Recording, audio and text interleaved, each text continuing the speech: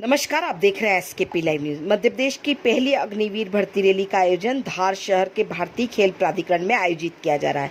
इसमें इंदौर उज्जैन संभाग के 15 जिलों के 60,000 युवाओं ने अपना रजिस्ट्रेशन करवाया है, जिसमें प्रतिदिन इंदौर उज्जैन संभाग के तकरीबन 6,000 युवा इस रैली में शामिल होने के लिए पहुंच रहे हैं। इस रैली में फिजिकल फिटनेस के अलावा मेडिकल टेस्ट भी युवा दे रहे हैं। इस परीक्षा में पास होने वाले युवाओं के लिए अगले टेस्ट के लिए मऊ में एक लिखित परीक्षा आयोजित की जाएगी। इसके युवाओं को आर्मी में भर्ती दी जाएगी। आज जनरल ऑफिसर कमांडिंग ए.के. दास धार पहुंचे, मीडिया से रूबरू हुए और मीडिया से रूबरू होने पर धार जिला प्रशासन एवं पुलिस कप्तान के द्वारा की गई व्यवस्थाओं की तारीफ कर कहा कि यहां पर सर्वश्रेष्ठ व्यवस्थाएं की गई है। यहां पर आयोजित अग्निवीर रैली में जो प्रशासन के द्वारा इंतजाम किए गए हैं वह राष्ट्रीय स्तर के इंतजाम है। उन्होंने यहां अग्निवीर भर्ती रैली में शामिल होने वाले युवाओं की फिटनेस को लेकर भी फीडबैक दिया। उन्होंने कहा कि फिजिकल टेस्ट पास कर चुके युवाओं से बातचीत की है। कई युवा 1.5 साल से अधिक समय से अग्निवीर में शामिल होने के लिए तैयारी कर रहे हैं और जो युवा इस बार सफल नहीं हो पाए वो अपनी कमियों को दूर करें, फिर तैयारी करें, शॉर्टकट नहीं अपनाएं, बिचौलियों और दलालों से संपर्क करने की बजाय मेहनत पर विश्वास करें। देखें खबर एसकेपी लाइव न्यूज पर। 14 जून 1986 में 11वीं बटालियन जम्मू और कश्मीर लाइट इन्फेंट्री में commission. Very good to see. Aye, please come. They all want a. You are the wonderful young people like you and drive. And I was speaking to the media, and I said that the people like you who support us like this, it's a very good example of this thing. So I can only do that. We have policies. Very good, very good. Should stay like that. On behalf of India, happy to see you sometime. Of course, he is the station commander. We spoken about. Agniveer की नियुक्तियाँ चल रही है। तकरीबन 60,000 जो लोग हैं अग्निवीर बनने के लिए दौड़ में शामिल हो रहे हैं। कितने लोगों का यहाँ पे सिलेक्शन होगा? हाँ, सबसे पहले मैं आप सभी से कुछ जय हिंद कहना चाहूँगा पूरे हमारे रिक्रूटिंग ऑर्गेनाइजेशन की टीम की तरफ से।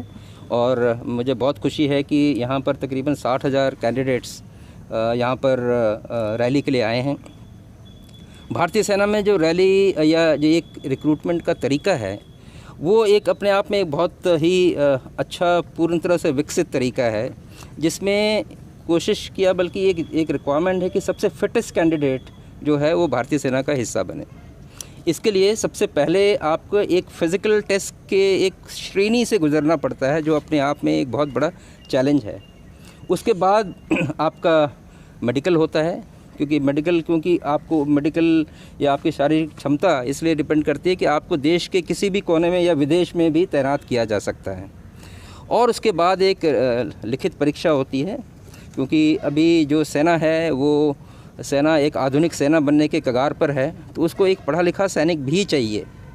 इस प्रक्रिया के गुजरने के बाद फिर एक मेरिट बनता है और मेरिट के हिसाब से फिर हम सारे कैंडिडेट्स को अपने जहाँ पर उनको ट्रेनिंग के लिए भेजा जाता है। तो अगर ये आप मान के चलें कि जो सिस्टम है वो उसका सिंपल तरीका ये है कि जो सबसे फिटेस्ट है, जो सबसे ज़्यादा मार्क्स लाएगा वो भर्ती होगा। तो अगर कहा जाए कि किसी एक रैली से कहीं से कम भी होता है, कहीं पर ज़्यादा भी होता है, क्योंकि वो क्षमता पर डिपेंड करता है। हाँ, इसके अलावा कुछ सहूलियत ज़रूर दी जाती है। जैसे हमारे एनसीसी के सर्टिफिकेट जो हैं, जो एनसीसी के कैंडिडेट्स हैं, चाहे ए सर्टिफिकेट हो या बी सर्टिफिकेट हो या सी सर्टिफिकेट हो। जैसे सी सर्टिफिकेट जो कि बहुत मुश्किल होता है, उसके लिए रिटन एग्ज़ाम नहीं देना पड़ता, लेकिन ये बात है कि उसको फिज़िकली भी फिट होना चाहिए, मेडिकली भी फिट होना चाहिए। तो ये अभी जो प्रक्रिया है इसमें मैं इतना ज़रूर कह सकता हूँ कि हमें देख कर ये लगता है कि इनमें बहुत ही फ़िट कैंडिडेट्स हैं। ख़ास तौर पर फ़िज़िकल फ़िटनेस में बहुत अच्छा मुझे लगता है कि ये इस क्षेत्र के जो युवा हैं फ़िज़िकली बहुत फ़िट हैं, क्योंकि मैं उनको अभी देख कर आया हूँ। मैं इससे पहले OTA Chennai officers training academy Chennai का 1.5 साल कमांडेंट रहा हूँ और वहाँ पर मेरे पास ऑफिसर कैडेट्स मेल और वुमेन कैडेट्स भी ट्रेनिंग के लिए आते हैं।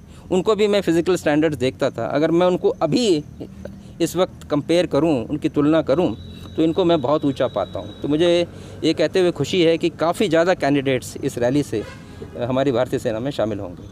इसका आंकड़ा मिल सकता कितने अभी तक हुए? इसका आंकड़ा इसलिए मिलना मुश्किल है क्योंकि अभी रिटन की प्रक्रिया नहीं हुई है।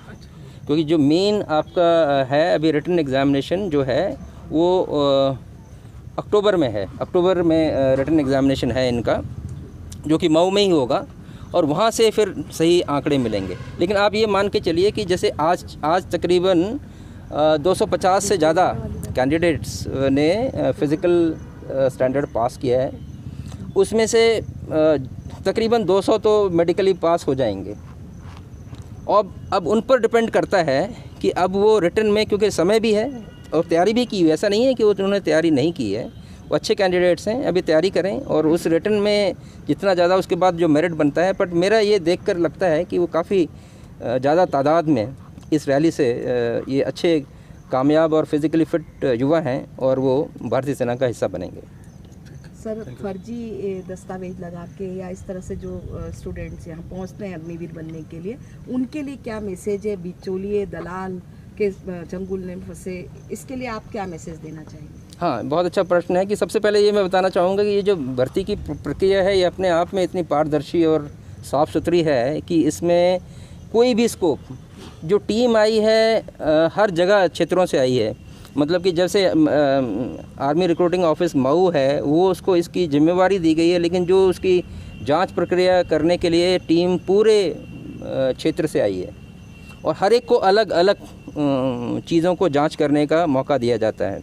तो इस तरह से मल्टीपल चेक लगाए जाते हैं ताकि कोई भी इसमें गड़बड़ ना हो सके। दूसरी बात, जहाँ तक ये बीच बीच में कभी कभी सुनने को आता है कि कुछ जांच प्रक्रिया में कुछ लोग ऐसी झूठी बातें फैलाते हैं, वो बिल्कुल गलत है, क्योंकि अब तो ये साबित हो चुका है और बार बार साबित हो चुका है कि भारतीय सेना की जो चयन प्रक्रिया है उसका कोई मुकाबला नहीं है।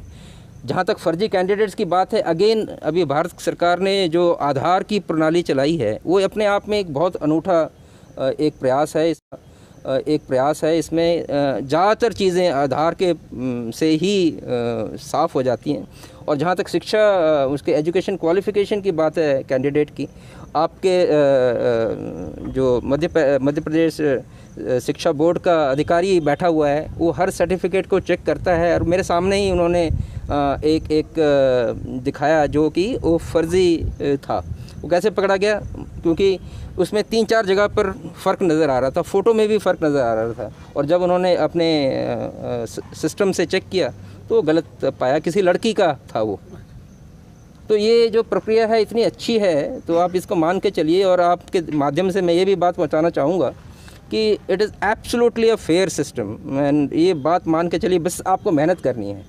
वो ये बातें तभी ख्याल में आती हैं उन्हीं आदमी को जिसको शायद अपने ऊपर भरोसा नहीं है।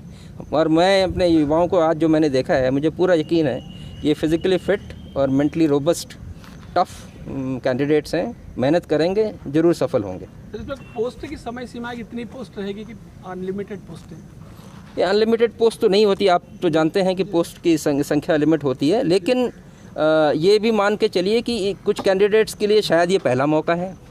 अभी उम्र 23 साल तक है, तो काफ़ी कैंडिडेट्स हैं और आगे भी उनको मौका मिलता रहेगा। तो ये एक तो मैं जब ये देखता हूँ कि शायद जो कुछ कैंडिडेट जो फिज़िकल उतने फिट नहीं थे, जो आज शायद छट गए हों, लेकिन वो एक सबक लेके जा रहे हैं, वो एक लेसन लेके जा रहे हैं और अगली प्रक्रिया के लिए पूरी तैयारी करके आएंगे।